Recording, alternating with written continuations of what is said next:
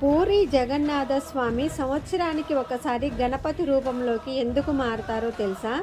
కర్ణాటకలో గణపతి భట్ అనే బ్రాహ్మణుడు ఉండేవాడు. ఆయనకు గణేశుడు అంటే చాలా ఇష్టం. ఆయన గణపతిని తప్ప ఎవరిని పూజించేవాడు కాదు. గణపతి ఒక్కడే దేవుడు అని నమ్మేవాడు. భారతదేశంలోని అన్ని గణపతి దేవాలయాలను దర్శించుకున్నాడు. అలా ఒకరోజు పూరి జగన్నాథ స్వామి ఆలయానికి కూడా వస్తాడు.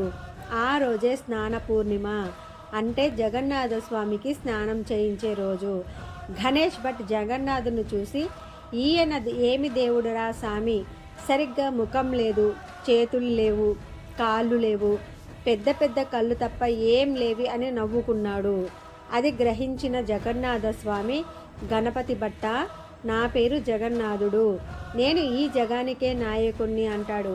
అప్పుడు గణపతి భట్, గణపతి తప్ప వేరే దేవుడు లేడు అంటాడు. అది విన్న జగన్నాథ స్వామి నవ్వుకొని, నేనే బ్రహ్మని, నేనే విష్ణువుని, నేనే శివుణ్ణి, నేనే సూర్యుడిని, నేనే చంద్రుడిని, ఇంద్రుడిని, గణేశుణ్ణి కూడా అని అంటాడు. గణపతి భట్ నవ్వుకొని, అవునా, మీరే గణేశుడా, అయితే ఆయన రూపంలోకి మారి చూపించండి అంటాడు. అప్పుడు జగన్నాథుడు గణపతి రూపంలోకి మారి గణేష్ భట్కి దర్శనమిస్తాడు.